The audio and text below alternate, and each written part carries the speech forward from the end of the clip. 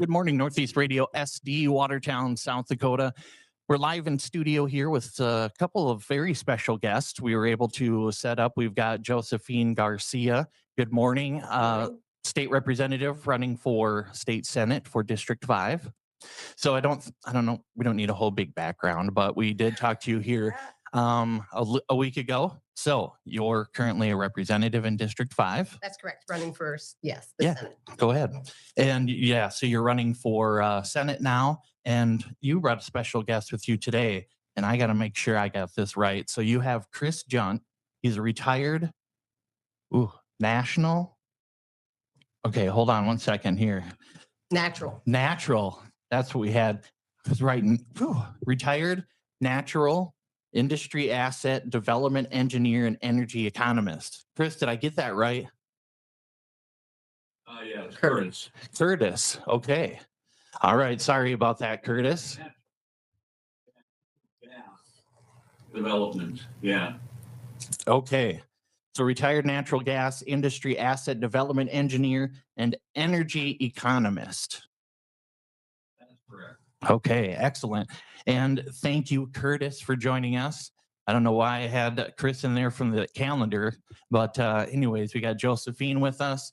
And we're going to talk a little bit about the data centers. And I think Josephine, specifically the one that's going to be built, looking to be built up north in Cottington County. I believe so. That's correct. Okay. So Curtis, tell us a little bit about your expertise and what you want to tell the public about the data centers altogether. Sure. Well, I don't think anybody has a whole lot of expertise other than those that are actually developing these AI data centers. And, it started out to be crypto mining and data storage. We're all familiar with that because we all have cloud storage, whether from our phones or from our computers, our laptops. But up to about a year or two ago, nobody was really thinking about AI, hyperscale AI data centers, and it's come upon the public at hyper speed, hyper pace.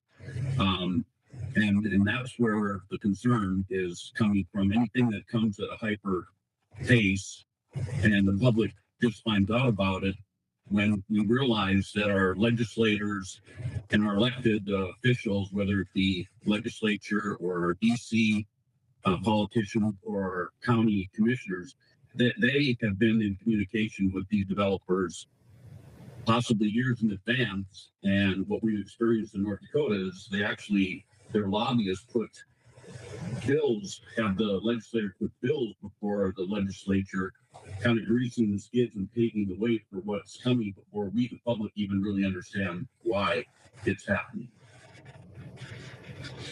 So what would you say in general when, they talk about the economic benefits and the energy and their, what you hear depending on the type of center they put there, that they don't have those issues. So is it dependent on the type of facility or where it's being built or anything like that?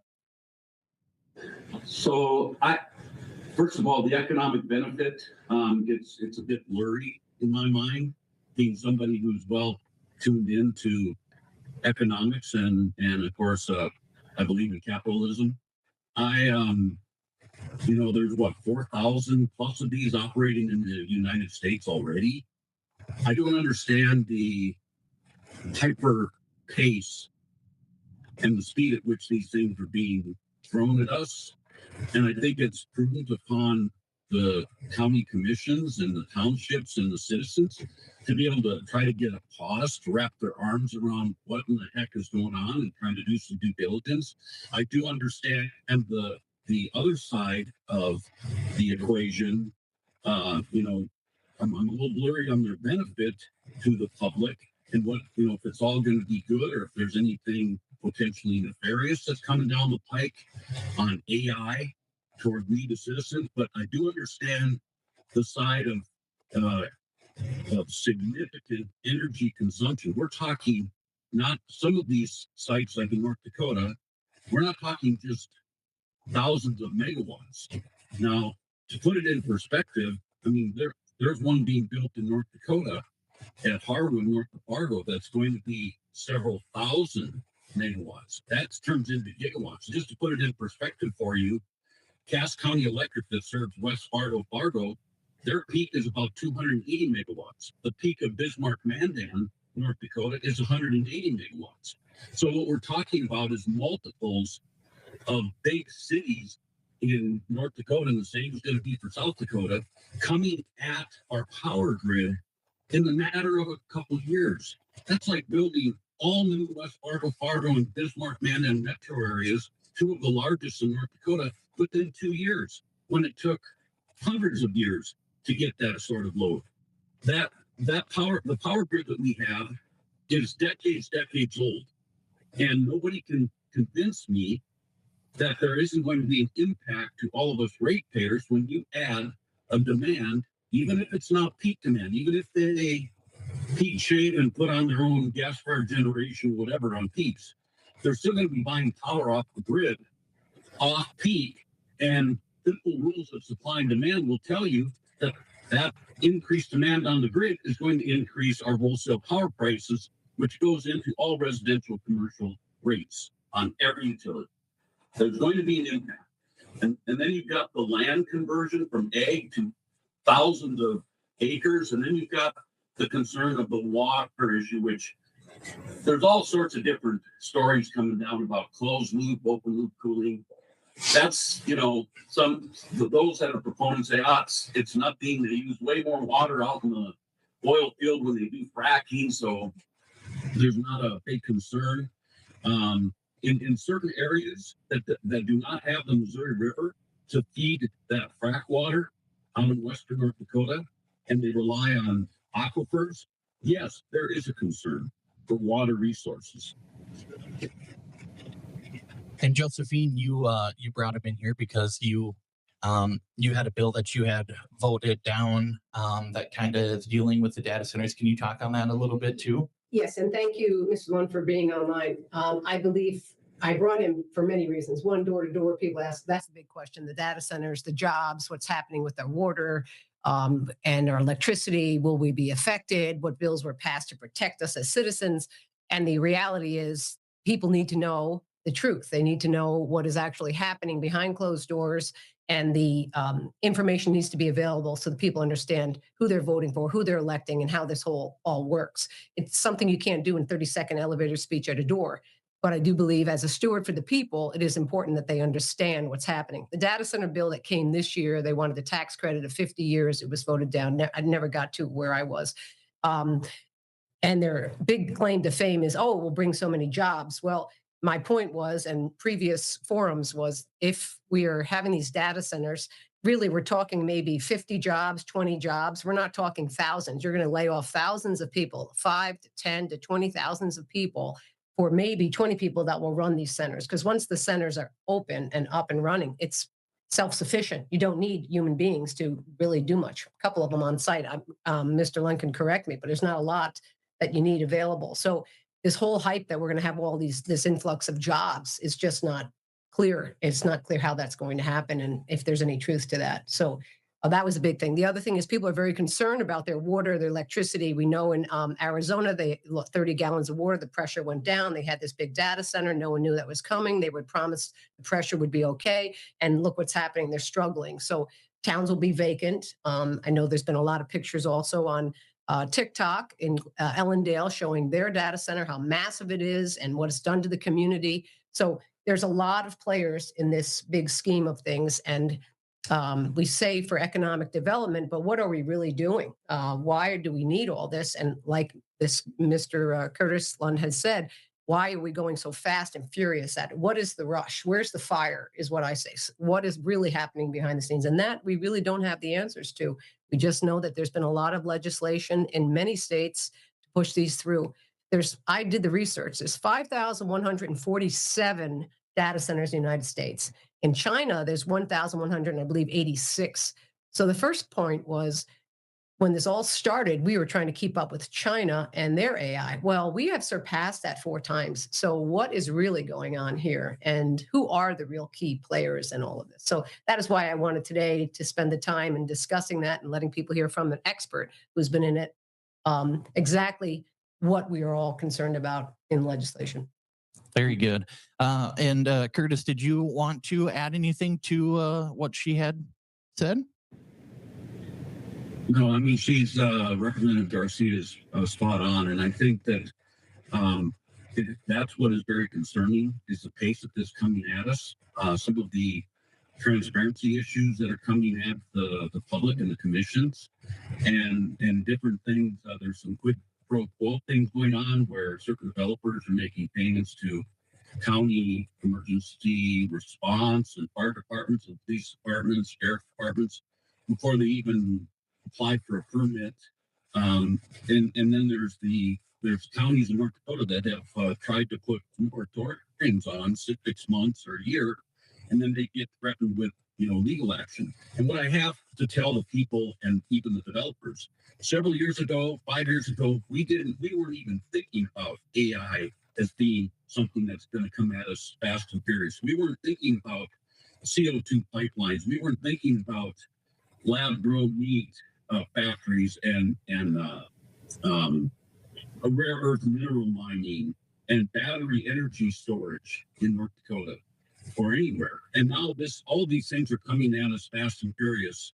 And I think it's reasonable and quite fair for the counties, townships, the public who never had ordinances and conditional use permits to convert ag land into these sorts of industrial facilities to be able to take a pause and say, wait a minute, we have to get our arms around this. And the public, and that the public interacting with township boards and county commissions, I mean, that process, they only meet every once a month, every 2 weeks.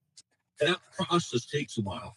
And the things that are going on in Oliver and Mercer County, North Dakota, and the tactics being used, limiting public comment, and then they've got law enforcement now. They've got this contrived threat of violence against county commissioners, which I don't know how true that is. So now they're doing their meetings in the courthouse where you have to be escorted in one at a time to testify. I mean, these intimidation tactics are unbelievable. I mean, I dealt heavily in trying to cut through the smoke and mirrors of the CO2 pipeline movement. There were no ordinances, there were minimal regulations, although our state legislature could put things in place years, if not decades before in preparation for this, before the public even knew about it. And those are the things that go on. And Representative Garcia knows full well that the lobbyists are in communication with our elected officials long before the public even has a clue. I think it's reasonable and prudent that there be some sort of a pullback on the reins to give the public and the regulatory authorities a chance to develop some rules and regulations so that we don't have significant unintended consequences coming down the pike after they're built, and then it's too late and we're going, what in the heck just happened? So I think there's very concerning issues, especially at the pace of these things are trying to get crammed through, and some of the tactics that are being used. Very concerning. Very good. Well, thank you, Curtis, for joining us and giving us that information. And Josephine, I want to make sure, is there anything that you want to kind of wrap up with too before we haul out? And thank you again for coming on, Mr. Curtis. The reality is, I just want people to be aware. Our job as a legislator is to be very transparent and put the facts on the table. And I'm a very factual person. Everyone knows that about me.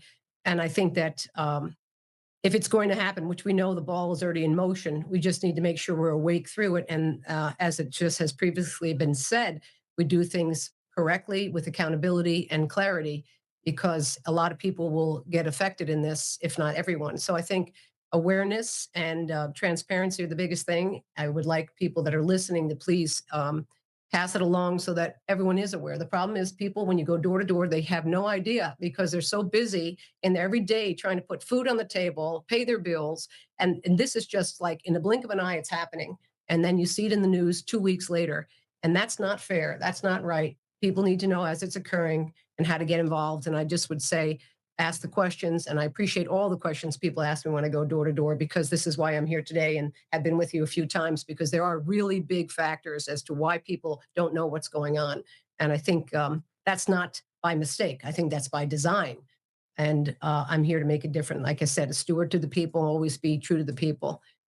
This is the people's money. It's the taxpayers' money. It's federal money. It's it's our money. So we have a right to have a say. It's a cost of doing business. So be honest and open.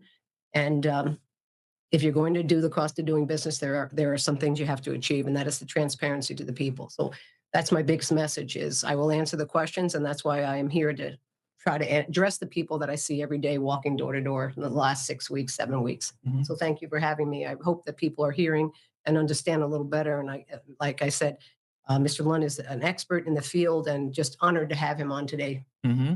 And you do have a lot of this information on your Facebook too, that people can check out and kind of follow up Yeah. with as well. And your email address is on there if they do have more questions they want to follow Yes. up with. So Yes, I do. And I think it's important going into this next week, and especially voting next week. You have to do your research, do your due diligence. Just don't vote because you know a friend of a friend or a family member, or this is a good person or a bad, the bottom line is you need to know your facts when you're voting. So yes, everything is on the website. It's on the Facebook page if anyone checks it. But people with social media, they get inundated.